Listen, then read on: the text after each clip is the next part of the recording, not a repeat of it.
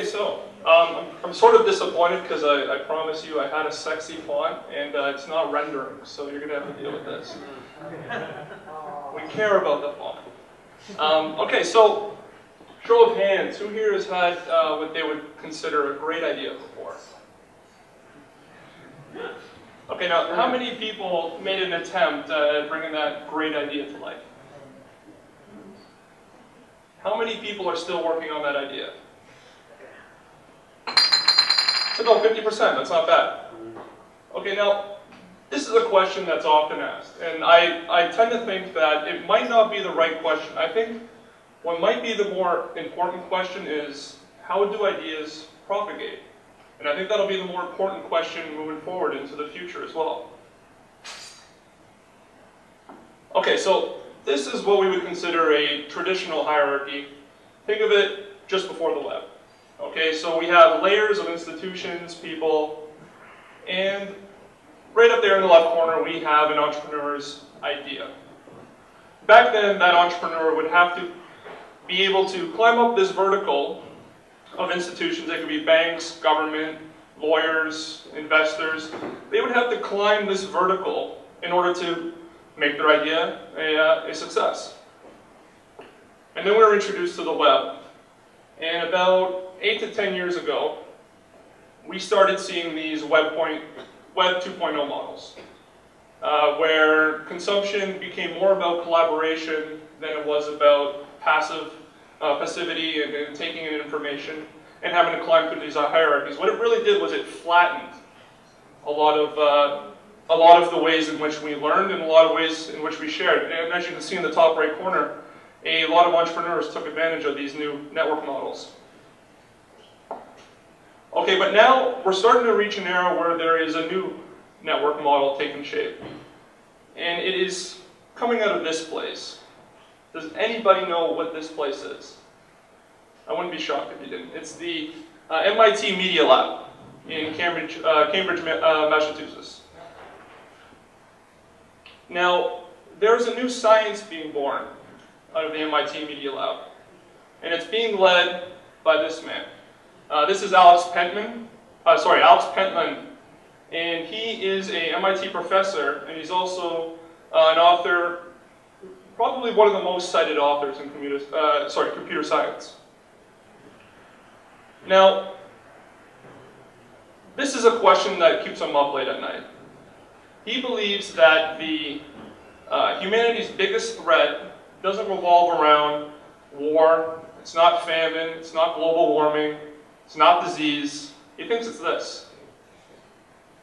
Sounds trivial, right? How can we organize amongst ourselves as a society to make the best decisions and then carry them out?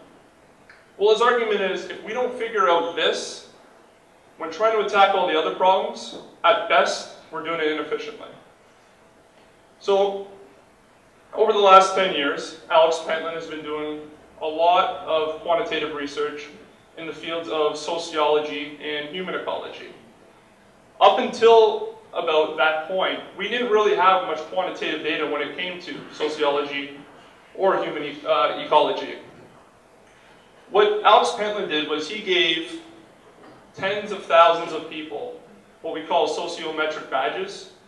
Now, these are badges that you would wear around your neck, and they can tell who you're talking to, they can tell the tone in which you're talking to somebody, and they can tell how often you talk to somebody, and they can tell, how many different people you talk to. And he also installed this sort of software on people's smartphones. And over 10 years, he gained tens of millions of data points, to the point now where he can quantitatively predict within a percentile someone's idea and that chance of it being successful based on who they talk to, how often they talk to people, and the rate at which they talk to people. And social physics is this new science that he's called, and it's defined as this. It's a quantitative social science that describes reliable mathematical connections between information and idea flow on the one hand, and people's behavior on the other. So it's much of these theories of how do we build very important relationships which is starting to sort of provide the back end of this these new network models that we're seeing on the web now, and what we would probably call Web 3.0, in which Ryan is going to talk about on the technical side. So, in Web 3.0, one of the biggest things that we're expecting to see is companies are going to begin storing significantly more data. I mean, we're talking terabytes and petabytes. And one of the tools that is currently being used by companies right now to have that level of data is called Hadoop. Using Hadoop, companies are able to effectively store and process terabytes and above of data and be able to serve it back to users in an effective way. And using this sort of system and a programming method called MapReduce, we are able to put ridiculous amounts of data into multiple servers and process them in parallel and return information that can be used for our users. Companies like Facebook and LinkedIn are good examples of this, and they actually store, like I said, petabytes of user data that they collect in almost real time. And they are actually able to provide, especially if you've ever made a Facebook page, you can probably attest to this. They provide very, very accurate, very, very expansive amounts of data of their user interactions in regards to your page, and I imagine the kind of data they have about Facebook as a whole. Let me get a little bit into the history of data entry and why this is really such a revolutionary way of looking at data.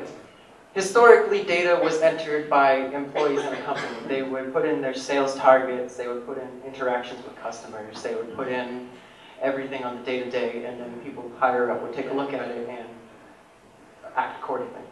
As the internet came around, we began to see users agreeably putting in their own data in exchange for services. I mean, now look at Facebook and things, and you'll see that people will give you their name, their hobbies, where they work, where they live, their favorite bands, you name it. And now we're getting to a point where it's common for machines to be producing ridiculous amounts of data. I mean, we have satellites passing over the Earth taking photos almost every second. We have cars made by Tesla, which produce millions of data points about how you use your car, where you drive, etc., etc. We have smart meters in our homes that tell you about what kind of energy we use, when you use it, how you use it, etc., etc. And this is ridiculous amounts of data, like more data than can be possibly handled by most of the systems we have in place right now. So in 2004, Google released a paper on something they called MapReduce, which is a system that they use to handle their very large amounts of data in search results. And the way it works is it will use a system which we later turned into an open source called Hadoop, and you're able to store large amounts of data on multiple different servers and then be able to use these MapReduce functions to have all of these servers act in parallel in order to return data to you. So the way, let me give you the comparison. So right now, if I had a website and I wanted to store all the data, I would pre-categorize it and I would store it in what's called a relational database. And then when I need to use that data, I'll take the information from the database, I'll process it and output it to whatever I'm using it for. But with systems like Hadoop and MapReduce, what I'll do is I'll put in all of my data, uncategorized, unstructured, and I will be able to use these MapReduce functions, which will go through, and you can kind of tell from this somewhat confusing diagram, where it'll take all of this data, it'll organize it, it'll categorize it for you, and return it. And then you can use this data in whatever way you're going to, like you would from a relational database. So, how do you get started with this? I want to point out as well that it's very important that this does not interfere with anything that you have set up. If you are interested in working with big data, you can set up these sort of services without really affecting your current workflow. If you have the sort of resources available to you to have multiple servers, you can work with local softwares like Cloudera or Hortonworks, which will allow you to set up virtual machines on your servers and be able to interact with all of this data. There are lots of pre-built programs. And there are softwares available for those of you who are used to SQL-type languages called Hive and Pig, and there's lots. And then they're very, very similar to SQL languages, and they'll automatically convert into MapReduce functions which will interact with this large amount of data. If you're into the cloud or you don't have a lot of servers on demand, then you can use AWS's services, and they will automatically boot up right off the bat 10 servers for you to interact with all of this. Everything is set up for you, and the nice part is it integrates with your existing services.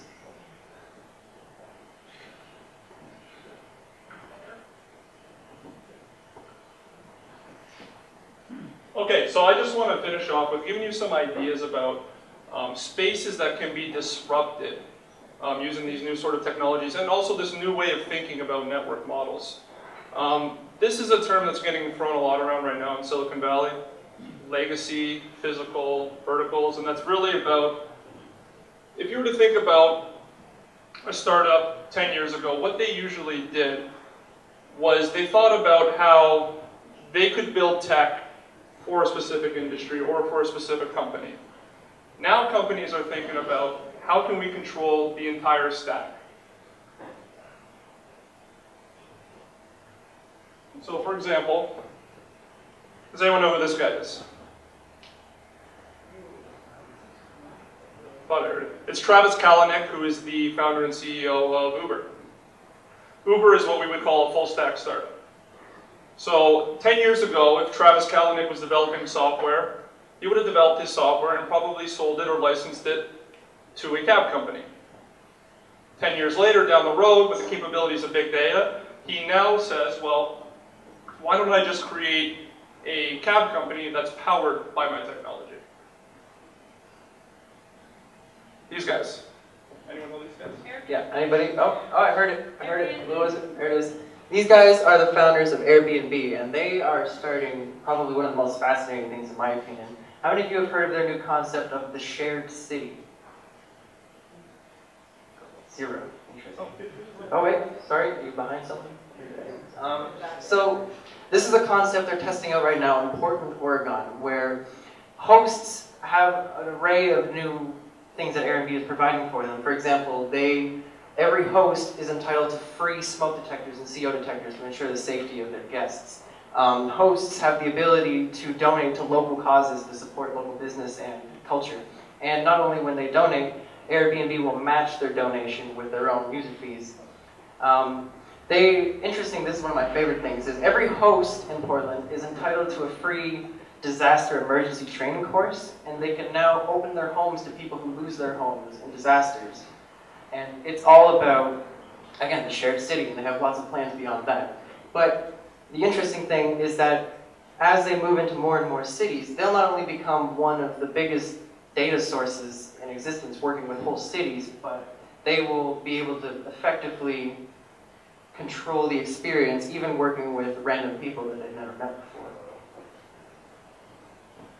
Okay, and finally, some of you guys probably know this guy, and you probably might know his vehicle, the Tesla S. Has anyone been lucky enough to drive one? Know anybody that has one? I'm interested. Yes. All right. Okay, perfect. Okay, so once again, I'll do this quickly, but 10 years ago, if you're familiar with the software in the Tesla S, it sends millions of data points back to the company's headquarters, and they do things like they measure the acceleration, deceleration, stuff in the engine, wear and tear, lots and lots of data points. And they actually can update your software in your car from their headquarters, and they also do it in a way that improves your driving experience over time. Once again, 10 years ago, he might have developed this software and sold it to one of the big three. 10 years later, he's thinking, well, why don't we do a full stack startup? Why don't we control the customer experience? Bottom up, top down, whatever you want to call it. So I just want you to think about some of the untapped opportunities that are out there. I was talking today with somebody today about hobbies. You know, how easy it for you outside of work and family, people spend millions and millions of dollars on their hobbies. When you go to another city, how easy is it for you to find people and participate with people in the hobbies that you enjoy? It's not easy, but there are full stack systems that you can develop to do such a thing. There's also this. We talked about, a full stack experience would be, think about how this might change online and offline communities. Whereas families have 5 cars right now, in the future families can have 1 car.